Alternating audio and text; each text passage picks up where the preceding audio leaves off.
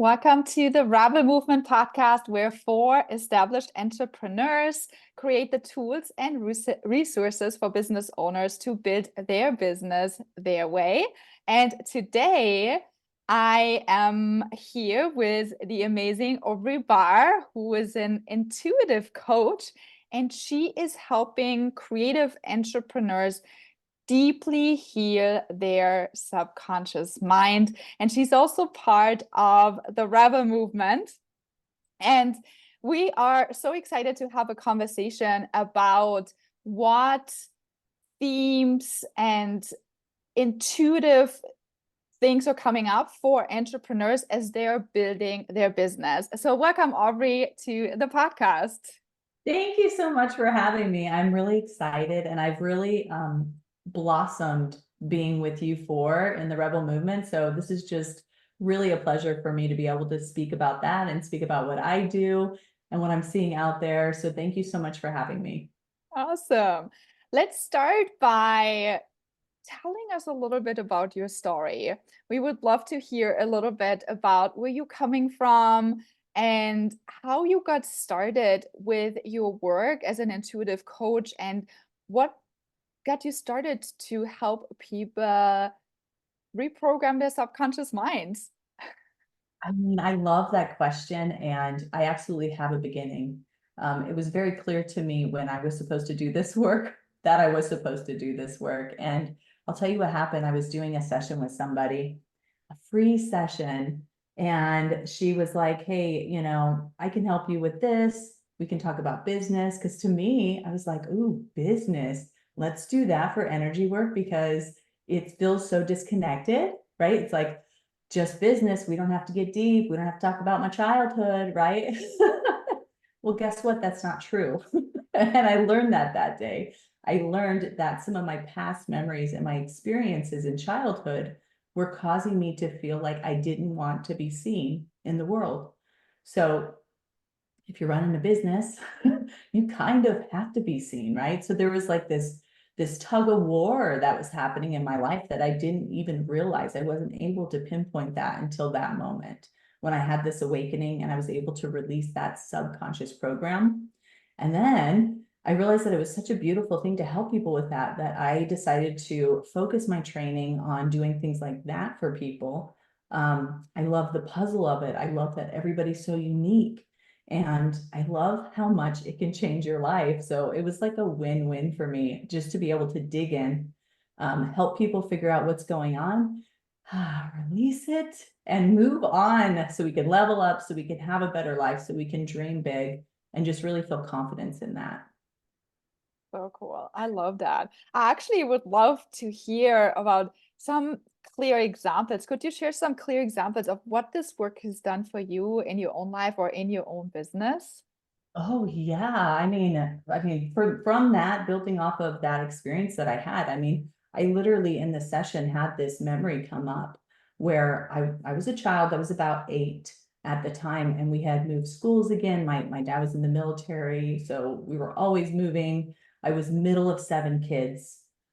I love my family, but it's a different mentality when you are smack dab in the middle of a really freaking huge family. Yes. And so yeah, so there's some things there, like just feeling like I belong or like I can be seen. So I had this memory where I was in the lunchroom at lunch, and it was my first day in this new school in Alaska. I'm holding my tray and I'm just like shaking. And I look out and there's like no seats. Everybody is just together. There's no seats. And I just remember thinking, like, I just don't want them to see me. And Mm. that was such a powerful memory for me, and so backed with deep emotions about belonging in the world that it literally ingrained in my thought process. And I found myself as an adult, even, being a 5'10" woman, needless to say, I'm always spotted, but just like, let me wear sweats. Let me just kind of don't talk to anybody, put my earbuds in, like when I'm going out to do things or whatever. And like, you don't think about it, but all of this is a story that you're hanging on to. So it's super impossible to grow outside of that bubble if you're always keeping yourself small subconsciously. So that's like the exact thing that happened with me. When I was able to release that, I felt it immediately. And now I can tell the story, and I could feel a little bit of sadness for that Aubrey, right? That had to experience that. But at the same time, I'm like, that doesn't hold me back anymore. Like, I've detached emotionally from that circumstance. I could take the lessons. I don't have to take the emotions, right? So that's a good example. And just knowing that everything that happens in your business, especially if you own your own business, like, that's your life. So, this idea that we are somehow going into business and we're going to set things up and everything's going to be perfect. We're not going to have to worry about, our relationship problems or our boundary issues or the stuff with our neighbor or whatever. It's just not real, right? Everything kind of flows together and there's a story there. And guess what? We can heal it so that you can just be happy in business, but also life, right? In your relationships and also your job, right? We don't always think that way, but it's true. We're worthy of it and we deserve it. So yeah. So interesting. I got goosebumps just looking at this Aubrey from when she was 7 or 8 years old, standing there in school. I'm like, how many of us have experienced these kind of moments where they were just awkward, uncomfortable, and then we attached all these stories and all these emotions to it. And you're right, we are still operating like that as grown women. Somehow these stories and these emotions are holding us back in some way or another. And so what you're doing in essence is looking at those themes or at these stories or what happened in people's lives and just detach the emotion from the story and just help them see the lesson in it. Yes, we don't get rid of the story, like it's still there, but yeah, we're going to detach those emotions so that they're not trapped inside, they're not causing other issues, they're not making us, freak out or, quote, trigger around certain situations. Like, those all have to be processed. And unfortunately, most of us did not know how to do that when we were young. And we weren't taught that because our parents don't know how to do that, right? So Right. nobody's out there. I mean, I don't want to say nobody, but most of the time, these kind of stories, it's not like there's this villain, in the back that's like, no, we have to keep it all inside. They just are repeating the same patterns over and over again. So also with this work comes a lot of grace and forgiveness, for the people around you, for yourself. Um, everywhere you go, people are going to tell you, if you are in the place where you get to forgive people, you're better off, right? It has nothing to do with them. So like, all of that comes into play.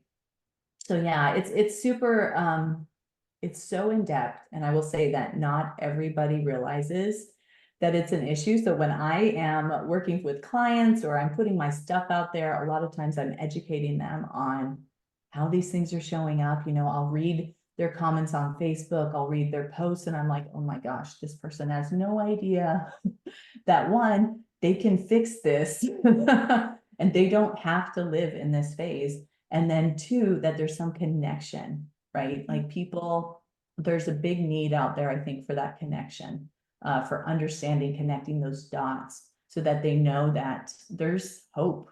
100%. It's so powerful. So I'm Yeah. curious to hear from the work that you've done with especially entrepreneurs, because most of our listeners are entrepreneurs. Some are just starting out, some are very seasoned entrepreneurs, and they might have some of those stories and that are holding them back and they're not even aware. So could you share a little bit about the work that you've done with entrepreneurs and some of the themes that you're seeing have hold them back in their pursuit of building their business their way? Absolutely. I mean, you always have your big core ones, which is like imposter syndrome, burnout. Burnout is super interesting to me because I found that there's a massive connection to generational programs for burnout. So we all have these family members based on when they were born and raised, right? We have a lot of people from the Great Depression that were just our grandparents or whatever. Like, it was always, you work hard for nothing, right? Work hard or you're not getting anything. Nothing is given to you. Money doesn't grow on trees. And you can see how a lot of those programs have been passed down the line. And, you know, when you got your own business and you want to spend a lot of time on it, that's fine. But if you end up burning out, it's because those programs in the back are stopping you from intuitively knowing when it's time to walk away, or when you're not creatively inspired anymore, or, you know, just whatever comes up. It's like, you're not connecting to your intuition because there's all this background noise that's just clouding it. And so that's a super common thing. So when I see people say, oh yeah, I'm recovering from burnout, I'm like, amazing. Did you by chance get an opportunity to work on that generational programming? Because I've never even seen it not connect. Like, I've never seen it where that person didn't have some kind of backing around like hard work and what it's supposed to look like. And even for me, I absolutely have dealt with that and been able to release things around that. So that's a big one. The imposter syndrome, you know, people think that when you're new and when you're starting, that's when you get imposter syndrome, right? And for those of you who don't know what that is, that's just when you feel like, okay, I'm gonna put my stuff out there, but I don't feel like I'm good enough to charge, or I don't feel like I'm good enough to, you know, have my own website or whatever it is. Like, this imposter syndrome sneaks up on you. But in reality, it doesn't matter how much money you make or how far your reach is. There's gonna be situations, if it's not healed, that you're gonna feel that imposter syndrome pop back up. And so it's pretty obvious to me, but maybe not everybody, that you're just taking those programs with you as you grow. And eventually it's going to hit something and be like, oh crap, what's happening here? Right? Like, if you're known for a certain type of art or a certain type of style in what you do, and then all of a sudden you decide, oh my gosh, I really feel like I've conquered this, I'm going to move a little bit into this. You might feel imposter syndrome because you've not really taken care of this whole idea of like, I belong here, and what I do is good, and it's valuable, right? So it's just super interesting. Like, all of it's from the inside. It's not from these other people, these jokers around you that are telling you yay or nay or whatever, right? It's from the inside. That's where we get our confidence, and that's where the healing is the most beneficial. Oh, I find this topic so fascinating. I could talk to Aubrey forever. I actually would love to talk about one more thing, because I see that quite frequently working with my clients, and that's the topic around being seen. You touched on it in the beginning. And in order to sell, in order to market our services, we have to get out there. And what I see is these two different type of personality. So there's these people who are showing up very consistently, and some, they really do it from this place of have to and force, but inside of them they have this fear of being seen. So it doesn't feel genuine. Sometimes it feels very forced. And while they're doing what all the experts are saying, like show up daily, sell every single day, you know, post content all the time, and they do the thing, and then the results don't show necessarily. And then you have some people who are, who show up, and then they pull back again, and then you don't see them for forever, because they have also this fear of being seen, and then they find a way to get seen again, and then they pull back for months, sometimes, or weeks of not being able to be shown up. And it's a big thing, this thing of, okay, do I feel safe to be seen? And how, like, what are some things that you're doing with them, or if you could talk about this topic of what they can do now to heal that within themselves? I would love to hear your thoughts on it. Oh yeah, I mean, like I said, this is one of my big things, right? Like, we all have those things that we absolutely have had to work on in our lives because they're like right in our face and we cannot avoid them. That's what this topic is for me. And so I've done a lot of healing on it, a ton. And I would say, like, it's funny that you bring it up because that is one of the things that I see often. And I do work with a lot of creatives. So there's a lot of photographers in my world because I'm also a photographer. But just like, you know, graphic design or logo design or whatever, like all of that stuff too. I mean, you're not gonna get anywhere if they don't see you, right? If they don't see you. And I did want to touch on that. You said that sometimes it's like force. And that's what I love about the rebel movement. It's like, hey, you don't have to fit this mold. But I've gotten that coaching from so many people where it's like, post every day, just post it. And I did it. And it was only useful for me because I realized what I like to do and what I don't like to do. Mm-hmm. But it wasn't useful for my business, you know? And so yeah, so forcing that, you know, when you think about, well, why do I feel like I have to do that? Well, again, you're taking everybody else's word for it, and you're taking all of those factors in, and you're putting them on a higher pedestal than your own intuition. And it comes back to like, what is your intuition saying? You know, my favorite way to post or to get any kind of content, either for stories or whatever I'm wanting to do, is when I have a real life experience where I'm like, oh, this is perfect. I know that I can see these connected dots, and I know a lot of people won't, and I feel inclined to share it. And maybe it's for one person, right? But if I'm leading from that inspiration, it's not forced. Like, for instance, we finally got my daughter to watch Lord of the Rings. And I remember we're watching it, and there's this scene where someone's talking about their, you know, passed on ancestor and how they disgraced the family, and now they can't be this other person. Some of you will probably know what I'm talking about, but I won't get into details. But just like this idea that, well, his blood is in me, and so I can't be a better person. Like, it's already been proven, like, we're crap, right? We got like crap DNA. And I was like, oh my gosh, this is such a learning experience to share with people. Like, we all do that. We don't use like the words they use, but we all do that. We think that what people have done before us is a measure of what we can do or what we'll be, right? So it's like using experiences like that in your everyday to just be like, this is it. And if you're not feeling connected at all, then you need to stop everything you're doing in your business and take time to ground yourself, do some meditation, you know, get real clear on what it is you're here for, right? If you're having issues with that, there's definitely some deep healing that needs to happen. There's a lot that you can dig out there. That's what I mostly do.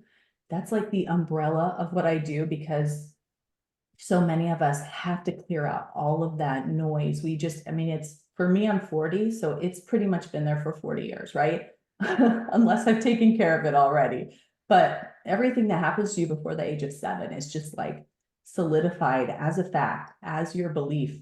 That's what you think.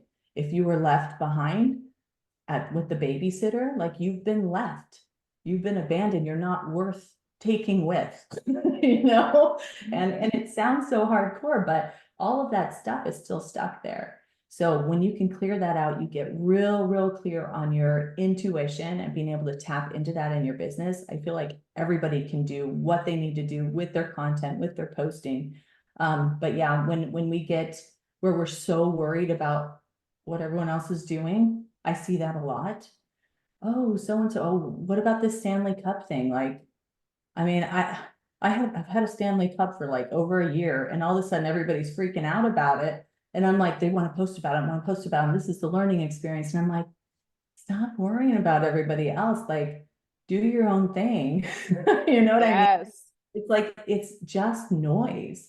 I mean, we can get lost in that for days. So anyway, I talked in a circle, but did that make sense to you? Because I do I tend to. love it. I love what you said. And I also love how you brought it back, that when we find ourselves occupied by all this noise, and you mentioned these tools that we can do, you know, just meditating or breath work and things like that, to really first ground ourselves, connect to our intuition, really come back to us, and come to this place of feeling good, and really connecting what we stand for, what we don't stand for, and making our story our message. That's really what I got from this Yeah, conversation as well. absolutely. And I really like what you said there. And I'll And just if add we one more thing to that, because I feel like when people are in that phase where they're not connecting, and there's going to be people listening to this is like, what is she even talking about? Because they're so far detached from their own intuition. Get some help, like, get some help. Find somebody that says they can do that. Find a business coach, or find an energy worker, or find someone that says they could do that, because there's absolutely no reason to suffer. And that's where we also get in our way, is we get these inklings to make a move on something, and we just kind of sit there. You don't have to do that. You know, you're just prolonging your misery, right? So I just wanted to say that. Yeah, no, this is fantastic. I actually wanted to lead into that. Like, if people are now listening to the podcast and they're really intrigued to do a couple session or learn about your program and really explore what are these emotions, what are Mhm. these stories that are possibly holding them back to become more visible, to create content that really comes from intuition, to charge the prices that they want to charge, to really birth the offers that they really want to birth, that they're meant to share. Like this piece, sometimes we get so caught up in the noise and we know what we're meant to do, but then we hold ourselves back. So if we then want to really come back to us and release us from all of the stuff, and people want to explore what it's like to be working with you, what does that look like? Oh, I mean, so I do have a program that's called Deep Healing for the Creative Soul. And you don't have to be an entrepreneur to do it, but it is a lot around the things that we talked about today. And it's like a 4-month long program. So it has like weekly modules and that kind of thing. But then I also have the availability to do one-on-one private coaching with me. So, I mean, I'll give you the links to those. It's a great way if you're really not wanting to jump into anything. Maybe this is a little scary. You might have some fear in the background saying, no, I don't want to change. If I change, then my whole life changes, right? And then we worry about how people will act or how, our business will react. There are baby steps you can take. There are little ways to try. You can find me on YouTube and just do one of my group sessions that are listed there for free. That might be like a good way to be like, is this for me or not? And then I also have my podcast. So, and I have a monthly membership called We Are Magnetic Women, but that's specifically for women, obviously. And it's availability to work on a certain part of how we've been programmed as women, either societally or how we grew up or whatever. The last one was about how we can process our emotions. So releasing stories around like, don't cry, or, big girls don't cry, or it's a weakness, right? Yes. All of these feminine qualities showing up as a weakness, like it's specifically about that. So that's super cheap. It's like $88 a month. So it's doable if you're concerned about that as well. Beautiful. We are going to link to all of those resources below in the show notes. Thank you so much, Aubrey, for being here. And for everyone who's been listening, if you want more actionable podcast episodes like this one, then hit the subscribe button. We have new episodes dropping every week, and we blending human design, feminine energetics, community building, nervous system regulation, marketing, messaging, you name it. All the resources you need to build your business your way is found in this podcast. And if you would love to go a little bit deeper with us, we have the Rebel Movement membership, and we will link to that below in the show notes. So come join us inside the Rebel Movement membership and connect with other entrepreneurs who are building their business their way. So thank you so much, and we see you in the next episodes.